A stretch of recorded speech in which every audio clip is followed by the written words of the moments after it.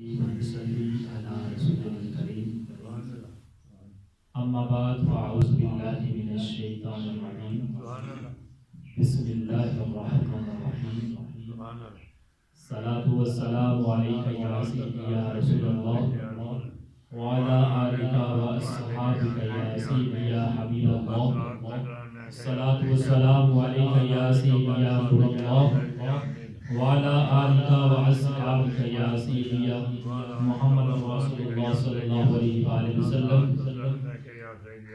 سب سے پہلے برگزار خوش بنائے فخر السادات فخر الاولیاء پیر طریقت رہبر شریعت الحاج پیر سید محمود ذوالقرنین شاہ صاحب بخاری کاظمی المعروف حضرت پیر سید غلام دستگیر شاہ صاحب بخاری کاظمی دامت برکاتہم عالی زیب سجادہ نشین مرکزی سجادہ نشین کبرامل شریف کی سب سے بڑی درگاہ قصر عارفان ہر سال کا مدینہ الاولیاء بابا جی ٹوپی والی سرکار رحمت اللہ تعالی علیہ، بابا جی محمود شاہ سرکار رحمت اللہ تعالی علیہ، بابا جی اکبر شاہ سرکار رحمت اللہ تعالی علیہ اور سید المتقین جان پیر سرکار رحمت اللہ تعالی علیہ۔ واجب الاحترام قبلہ حافظ صاحب، بزرگوں اور دوستوں، اللہ تعالیٰ کا لاکھ لاکھ شکر کہ اس نے یہ بابرکت مہینہ ربیع الاول شریف ہمیں دیکھنا نصیب فرمایا، جس میں ہمارے آقا علیہ الصلوۃ والسلام کی آمد مبارک ہوئی۔ آمد مصطفیٰ مرحبا مرحبا، آمد مصطفیٰ مرحبا مرحبا، ذکر صلی اللہ مرحبا مرحبا۔ تو حضور کی جب آمد ہوئی تو اس وقت جہالت کے اندھیرے چھٹ گئے اور ہر طرف نور ہی نور پھیل گیا۔ حالانکہ اس سے پہلے جو ہے قبیلہ اوس اور خزرج کے درمیان 120 سال تک لڑائی رہی، لیکن جب حضور آئے، بے سہاروں کے سہارا آئے، بے چاروں کے چارہ آئے، یتیموں کے والی آئے، بے سہاروں کے آسرا آئے، تو پھر 120 سال لڑائی بھی ختم ہو گئی اور ہر طرف جہالت کے اندھیرے چھٹ گئے اور نور ہی نور پھیل گیا۔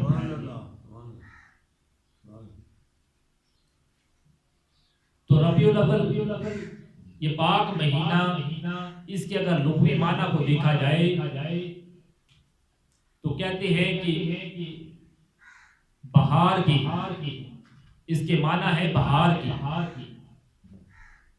کسی نے کیا حب کہا محمد مصطفیٰ آئے، بہاروں پر بہار آئی اور زمین کو چومنے جنت کی خوشبو بار بار آئی، وہ آئے تو سائے منادی ہو گئی زمانے میں، بہار آئی بہار آئی بہار آئی۔ تو اس کے معنی ہے بہار کی۔ مورخین لکھتے ہیں کہ ربیع الاول شریف وہ مقدس و پاک مہینہ ہے جس میں ہمارے حضور تشریف لائے۔ بعض مورخین کے نزدیک اس کے معنی یہ ہے کہ عرب کے لوگ اس ماہ میں اپنے ضروریات زندگی اکٹھا کر لیے کرتے تھے اور اپنے گھروں میں یہ وقت گزارا کرتے تھے اس ماہ میں۔ بعض کہتے ہیں کہ ربیع کے موسم میں یہ مہینہ آتا ہے، اس لحاظ سے اس کو ربیع الاول شریف بھی کہا جاتا ہے۔ تو اب دیکھنا یہ ہے کہ حضور کا میلاد کیا صحابہ کرام نے بھی منایا؟ حدیث مبارکہ میں آتا ہے، صحیح مسلم کی حدیث ہے، جلیل القدر صحابی امیر معاویہ جو ہے راوی ہے، مسجد نبوی کا سین ہے، صحابہ کرام مجلس سجائے بیٹھے ہوئے اور آقا علیہ الصلوۃ والسلام حجرہ رحمت میں تشریف فرما ہے، باہر صحابہ کرام نے مجلس سجائی ہوئی ہے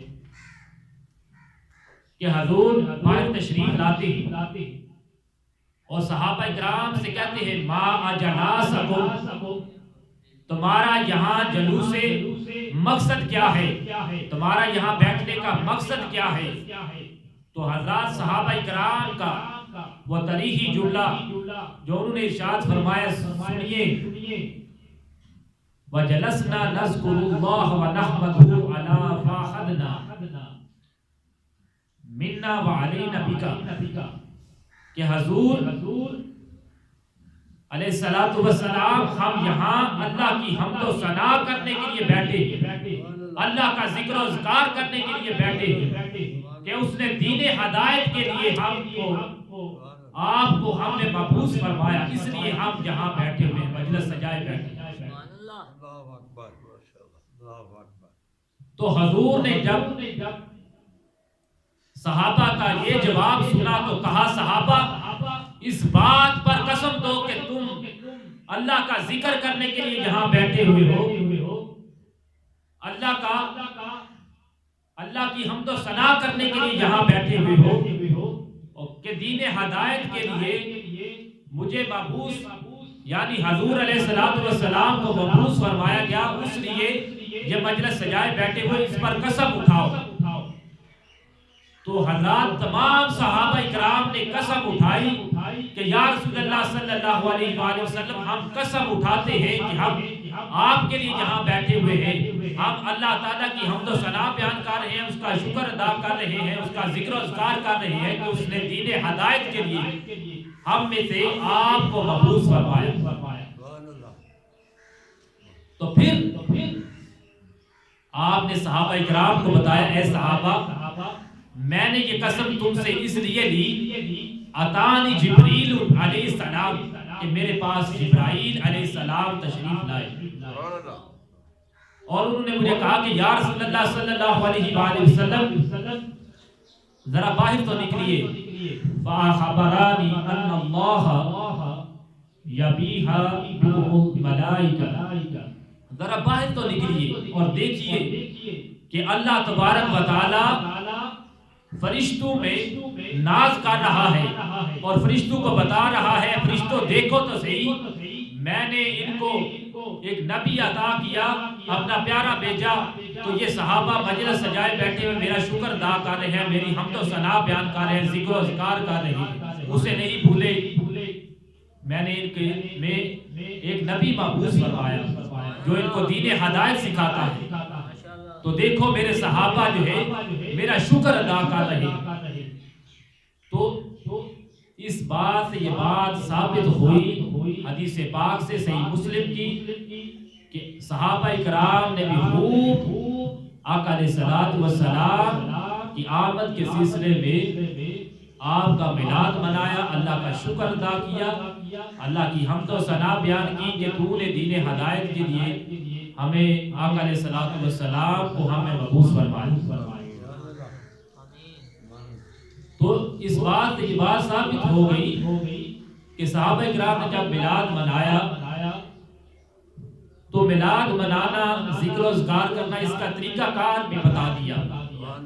طریقہ کار یہ ہے کہ میلاد مصطفیٰ ہم اس طرح منائیں کہ اس دن ہم روزہ رکھیں، اس دن ہم ذکر و اذکار کریں، اس دن ہم آقا علیہ الصلوۃ والسلام کی نعت گوئی کریں، آپ پر درود و سلام کی گجرے پیش کریں، نذرانے پیش کریں، یہ صحیح طریقہ کار شکرانے کے نوافل ادا کریں۔ دیکھیں کہ کوئی پڑوسی کوئی یتیم جو ہے اگر اسے کھانے کی حاجت ہے تو اسے کھانا کھلائیں، یہ میلاد ہے۔ ذکر مصطفیٰ کے ساتھ ساتھ فکر مصطفیٰ بھی ہونی چاہیے، تب میلاد مکمل ہوتا۔ یہ تو ہو گیا تصویر کا ایک رخ۔ اب میں دوسرے موضوع کی جانب آتا ہوں کہ مسجد نبوی کا صحن ہے اور صحابہ کرام نے ایک محفل سجائی ہوئی ہے جس کی صدارت حضور فرما رہے، حضور بھی تشریف فرما ہے اور آپ کے صحابہ کرام بھی تشریف فرما ہے۔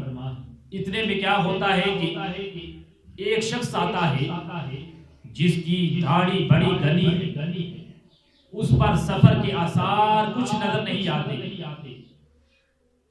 اور حضرت عمر فاروق راوی ہیں اس حدیث کے کہ ہم نے تمام صحابہ کرام میں کوئی شخص اس شخص کو پہچانتا نہیں اور نہ ہی وہ ہمارے محلے کا ہے. اگر محلے کا ہوتا تو ہم اسے پہچان جاتے اور نہ ہی اس شخص پر کوئی سفر اثار نظر آ رہے تھے. آ کر حضور علیہ الصلوۃ والسلام کے گھٹنوں کے ساتھ اللہ رکبتہ گھٹنے ملا کر بڑے ادب کے ساتھ بیٹھ جاتا ہے اور کہتا ہے کہ حضور مجھے چند سوالوں کے جواب دیجئے. حضور کہتے ہیں پوچھو. پوچھتا ہے کہ حضور بتائیے دین کیا ہے. تو آپ نے بتایا دین یہ ہے کہ اللہ پر ایمان لانا, فرشتوں پر ایمان لانا, رسولوں پر, پچھلی کتابوں پر, آخرت پر ایمان لانا, یہ دین ہے. وہ آگے سے کہتا ہے صدقتا. حضرت عمر فاروق فرماتے ہیں یہ عجیب شخص ہے, خود ہی سوال کرتا ہے, خود ہی جواب دیتا ہے. آخر ہے یہ شخص کو. دوسرا سوال وہ شخص کرتا ہے کہ سلام کیا ہے. حضور علیہ السلام والسلام سلام کیا. آپ نے فرمایا ہے سلام یہ کہ تو نماز پڑھے, زکات ادا کرے, حج کرے, یعنی ارکان اسلام کو پورا کرے, یہ اسلام ہے. پھر کہتا ہے صدقتا. پھر آپ کہتے ہیں کہ یہ عجیب شخص ہے کہ خود ہی سوال کرتا ہے, خود ہی ہاں کہتا ہے, تصدیق کرتا ہے. پھر تیسرا سوال اس شخص نے کیا مل احسان, احسان کیا ہے. تو آقا علیہ الصلوۃ والسلام نے فرمایا احسان یہ ہے انتا بدو ربک کانہ تراہ, کہ تو اللہ کی عبادت اس طرح کر گویا تو اسے دیکھ رہا ہے. تو اللہ کی عبادت اس طرح کر گویا تو اسے دیکھ رہا ہے. اگر یہ ممکن نہ ہو تو یہ تصور اپنے دل میں رکھ کہ وہ ذات جسے اللہ تبارک و تعالیٰ کہتے ہیں وہ تجھے دیکھ رہی ہے. اگر ان دونوں میں سے ایک بھی ہمیں نصیب ہو جائے تو ہمارے لیے بڑی خوش قسمتی ہے, بڑی سعادت مندی. اگر یہ نصیب ہو جائے کہ وہ خدا دیکھ رہا ہے, ہم اس کی عبادت اس طرح کر رہے ہیں کہ ہم خدا کو دیکھ رہے ہیں, یہ تو بڑی سعادت مندی ہوتی ہے, کوئی خوش قسمت ہی ہو سکتا ہے. لیکن اگر یہ ممکن نہ ہو تو یہ دل میں تصور کر لینا چاہیے کہ وہ ذات تو ہمیں دیکھ رہی ہے.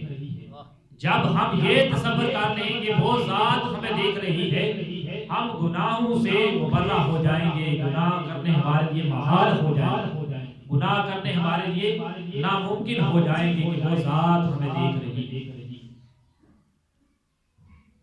جب زلیخا نے کہا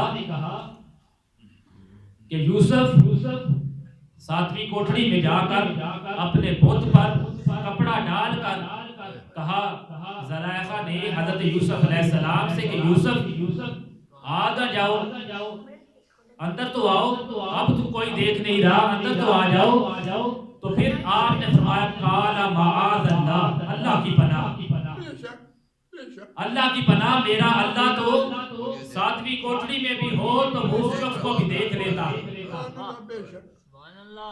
اللہ کی ذات یہ نہیں کہ ربیع الاول میں یا ماہ رمضان میں ہی صرف لوگوں کو دیکھتی ہے. اللہ ہر جگہ موجود ہے, ہر وقت ہے, ہر جگہ ہے, ہر وقت دیکھ رہا ہے. اگر یہ تصور ہمارے اذہان میں ہوگا کہ اللہ کی ذات ہمیں دیکھ رہی ہے تو ہمارے لیے گناہ کرنا نامحال ہو جائے گا, ناممکن ہو جائے گا.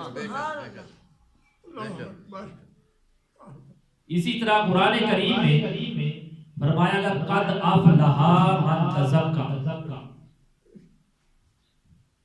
کہ فلاح پا گیا وہ شخص جس نے اپنا تزکیہ نفس کیا, اپنے من کو صاف کیا, اپنے من سے غلاظت گندگی کو نکالا, وہ شخص مراد پا گیا, وہ شخص کامیاب ہو گیا. یعنی اپنے آپ میں سے، اپنے من میں سے حسد، بغض، کینہ، تکبر، غرور، غصہ سب کو ختم کر دیا تو وہ شخص مراد پا جاتا ہے، وہ شخص کامیاب ہو جاتا ہے۔ پھر آگے فرمایا وَذَكَرَ اسْمَ رَبِّهِ وَذَكَرَ اسْمَ رَبِّهِ، اور اپنے رب کا ذکر کیا۔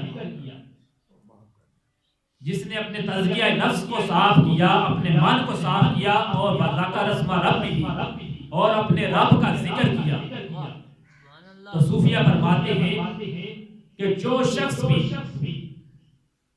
خلوص نیت کے ساتھ اپنی زبان سے ایک دفعہ کہتا ہے اللہ اللہ، تو اللہ تبارک و تعالیٰ بھی اس شخص کی طرف محبت بری نظروں سے دیکھتا ہے، اور اس کے 70 گناہ ایک اللہ کہنے کی بدولت معاف فرما دیتا ہے۔ سبحان اللہ، اس کے 70 گناہ جو ہے مٹ جاتے ہیں ایک دفعہ اللہ کہنے سے۔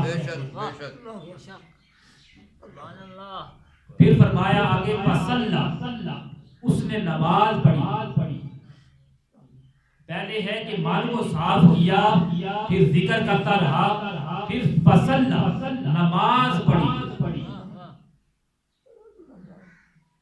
نماز جب انسان پڑھتا ہے، پیشانی کو جھکاتا ہے اس رب بارگاہ ذوالجلال کی بارگاہ میں، تو پیشانی جو ہے روز محشر کے دن وہی پیشانی جو ہے لائٹیں مارے گی، چمکے گی، روشنی ہوگی، اس کی اتنی روشنی ہوگی کہ اندھیروں کو بھی نور آ جائے گا، روشنی ہی روشنی پھیل جائے گی، پیشانی سے نور نکل رہا ہوگا جو شخص نماز کی ادائیگی کرتا ہے۔ قد افلح من تزکا وذکر اسم ربہ فصلی۔ اب دیکھتے ہیں کہ ہمارا کیا، حضور نے فرمایا بخاری شریف کی حدیث ہے، ان تشرکوا من بعدی، مجھے اس بات کا ڈر نہیں کہ میری امت میرے بعد شرک میں مبتلا ہو جائے گی، مجھے ڈر ہے تو اس بات کا الکوسیون فی الحیات الدنیا، کہ وہ دنیا دار ہو جائیں گے، دنیا میں پڑ جائیں گے، دنیا کی لت ان کو پڑ جائے گی، دنیا کے کاموں میں مشغول ہو جائیں گے، دین کی طرف راغب نہیں ہوں گے، دنیا داری میں اپنے آپ کو، اپنے کاموں کو صرف کر دیں گے، اپنی زندگیاں گزار دیں گے دنیا کے کاموں میں، دین کی جانب نہیں آئیں گے۔ تو آپ نے فرمایا مجھے شرک میں میری امت کے پڑ جانے کا غم نہیں، بلکہ غم ہے تو اس بات کا کہ تم دنیا دار بن جاؤ۔ آج ہم دیکھتے ہیں کہ ہم دنیا میں اس طرح گم ہوئے کہ ہمیں کوئی ہوش ہی نہیں، کہ ہم نے آخرت کی ہمیں کوئی فکر ہی نہیں۔ 5 گانا صدائے آواز بلند کی جاتی ہے تو مسجدیں ویران ہیں، کوئی ہمیں جو ہے بس ایک ہی ہمارا کام ہے کہ کہیں سے مال آ جائے، مال آ جائے، زیادہ سے زیادہ، زیادہ سے زیادہ، زیادہ سے زیادہ آ جائے۔ مال وہ ٹھیک ہے، میں آپ کو منع نہیں کرتا کہ آپ محنت نہ کریں، مشقت نہ کریں، آگے بڑھے نہ، وہ بھی ساتھ کریں، وہ بھی مشقت کریں، محنت کریں، حلال کی روزی کمائیں، اور ساتھ ساتھ دین کو بھی جاری رکھیں، دین اب آخرت کی فکر بھی کریں، آخرت کی فکر کریں گے تو دنیا میں بھی کامیاب ہوں گے۔ اسی طرح جس کا شخص کا مسجد سے لگاؤ ہوتا ہے، جب وہ جتنا شخص جتنی دور سے آتا ہے اتنی زیادہ نیکیاں اس کے بدلے میں ڈال دی جاتی ہیں۔ اگر کوئی شخص مسجد میں آتا ہے اذان سن کر، جب دایاں قدم رکھتا ہے اس کے نامہ اعمال میں، اس کے بدلے میں نیکیوں کی بھرمار ہو جاتی ہے۔ دایاں قدم رکھتا ہے، ایک قدم رکھتا ہے تو نیکیاں ہی نیکیاں، ہر قدم کے بدلے نیکیاں ہی نیکیاں۔ جب بایاں قدم رکھتا ہے ادھر رجسٹر میں نیکیوں کا اضافہ ہوا جاتا ہے، ادھر جو ہے دوسری طرف بایاں جب قدم رکھتا ہے مسجد میں آنے کے لیے اذان سن کر جب آتا ہے، بایاں قدم رکھتا ہے تو گناہ جو ہے ادھر سے صاف ہو جاتے ہیں، ادھر سے کلین اینڈ کلیئر، اور ادھر سے جو ہے ایڈ ہی ایڈ، ادھر نیکیاں ایڈ ہو جاتی ہیں، ادھر جو ہے گناہوں کا صفایا ہو جاتا ہے جس کا مسجد سے لگاؤ ہو جاتا ہے۔ اور نماز جو ہے وہ افضل عبادات ہے۔ پھر فرمایا صلاۃ معراج المومنین، نماز مومن کی معراج ہے، الصلاۃ عماد الدین، نماز دین کا ستون ہے۔ اگر تم دیکھو کفر اور جو ہے مسلمان میں، مومن میں فرق کرنے والی چیز نماز ہے۔ تو جس شخص کا مسجد سے لگاؤ ہو اس کے ایمان کی ہمیں گواہی دینی چاہیے کہ اس کا ایمان پختہ ہے۔ تو حضرات محترم، آج وقت ہے، آج ہمارے پاس وقت ہے، اور شاعر الہ آبادی نے تو کیا ہی حد کر دی۔ کیا ہماری زندگی کا صرف یہی مقصد ہے کہ ہم دنیا دار بن جائیں، دین کی طرف راغب نہ ہو، اپنے اللہ کا ذکر ہی نہ کریں؟ کیونکہ وہ تو کہتا ہے کہ آ تو صحیح میرے در پر، آ تو صحیح میری چوکٹ پر، آ تو صحیح، پھر دیکھنا میں تمہارے گناہوں کو کس طرح نیکیوں میں بدل دیتا ہوں۔ سبحان اللہ۔ شاعر اکبر الہ آبادی کہتے ہیں، کیا حباب ہوا، کیا حباب ہوا، کیا وہ کارنامہ کر گئے، کیا حباب ہوا، کیا وہ کارنامہ کر گئے، BA کیا، نوکری کی، پینشن لیے اور مر گئے۔ کیا ہماری زندگی کا صرف یہی مقصد ہے کہ پیسے اور دنیا داری؟ ہماری زندگی کا یہ مقصد نہیں، ہم بھولے ہوئے ہیں، ہم بھٹکے ہوئے ہیں، ہم سیدھی راہ سے کہتے ہیں دن الصراط المستقیم، تو سیدھی راہ تو آپ کو مل ہی نہیں سکتی اگر آپ در پہ آتے نہیں۔ اللہ تو خود کہتا ہے فاذکرونی اذکرکم، آ تو صحیح میرا ذکر تو کر، پھر میں تمہارا ذکر کروں گا۔ تو آج وقت ہے، آج ہمارے پاس ٹائم ہے، پھر جو ہے ہمیں وقت نہیں ملے گا، پھر ہاتھ ملنے اور پچھتاوے کے سوا ہمیں کچھ میسر نہیں آئے گا۔ تو میں اللہ تعالیٰ کی بارگاہ میں دعا کرتا ہوں کہ اللہ تعالیٰ مجھے اور آپ سب کو صحیح معنوں میں آقا علیہ الصلوۃ والسلام کی غیر مشروط محبت اور لامحدود وفاداری نصیب فرمائے، اور ختم النبیین صلی اللہ علیہ وآلہ وسلم پر اپنا پیرا، اپنا ایمان پختہ کرنے کی ہمیں توفیق عطا فرمائے، اور ہمیں پانچ گانہ با جماعت نماز ادا کرنے کی توفیق عطا فرمائے۔ آمین۔ وما علینا الا البلاغ المبین۔